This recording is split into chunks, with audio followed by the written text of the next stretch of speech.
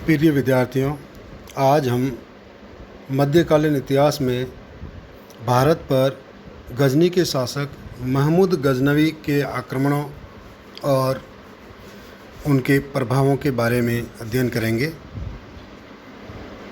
महमूद गजनवी गजनी का शासक था। भारतीय इतिहास में अपने आक्रमणों के लिए प्रसिद्ध हैं। प्रोफेसर हेनरी इलियट के अनुसार महमूद गजनवी ने भारत पर 17 बार आक्रमण किए।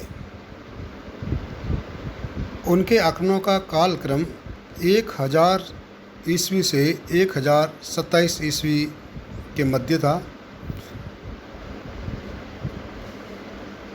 उनके आक्रमणों का उद्देश्य भारत से धन का लूटना था। प्रोफेसर अल उत्बी उसके आक्रमणों को जिहाद की संज्ञा देता है। उनके अनुसार महमूद गजनवी के भारत पर आक्रमण का उद्देश्य इस्लाम का प्रचार करना था। महमूद गजनवी ने बगदाद के खलीफा अल कादिर बिला से गजनी की उपाधि धारण की और उसे यमीनुद्दौला यानी खलीफा का दायां हाथ तथा अमीर उल मिल्ला यानी मुसलमानों का संरक्षक की उपाधियां बगदाद के खलीफा से मिली। उसने 1000 ईस्वी में लमगान पर आक्रमण किया और पंजाब के शाही राज्य के सीमांत पर स्थित नगर को लूटा और बड़ी मात्रा में धन लेकर गजनी गया। अगला आक्रमण 1009 ईस्वी में वेहंद पर किया, जिसमें पंजाब के शासक और गजनवी के बीच युद्ध लड़ा गया। आनंदपाल परास्त हुआ और उसने भागकर नंदन की एक पहाड़ी में अपना राज्य स्थापित किया। इस युद्ध में कनौज के शासक तथा बुंदेलखंड के चंदेल शासक गंड के द्वारा भी आनंदपाल के सहायतार्थ सेना भेजी गई थी।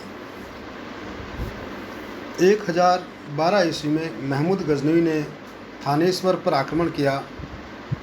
इस आक्रमण का प्रमुख उद्देश्य थानेश्वर स्थित चक्रस्वामी मंदिर की अकूत धन संपदा को लूटना था।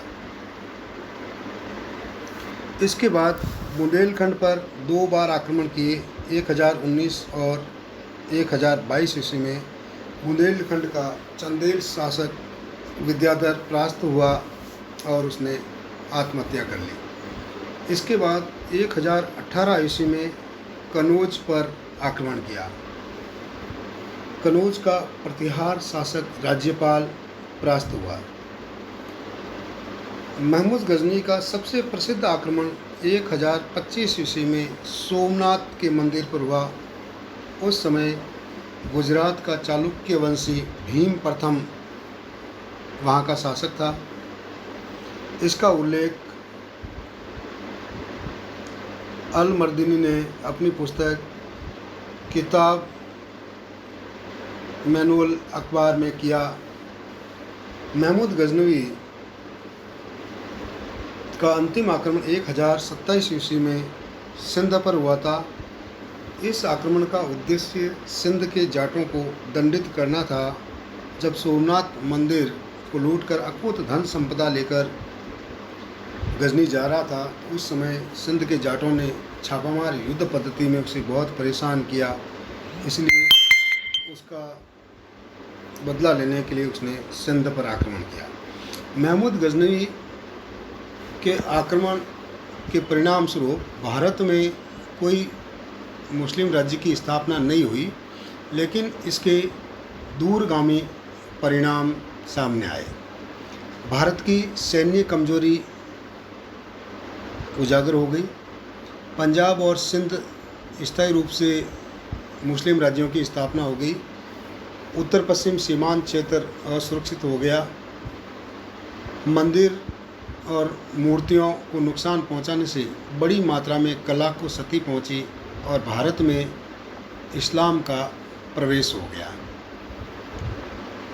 यद्यपि महमूद गजनवी के आक्रमण से अनेक विद्वान और संत लोग भारत में आकर बस गए, जिन्होंने भारत में इस्लाम के प्रचार प्रसार में महत्वपूर्ण योगदान दिया।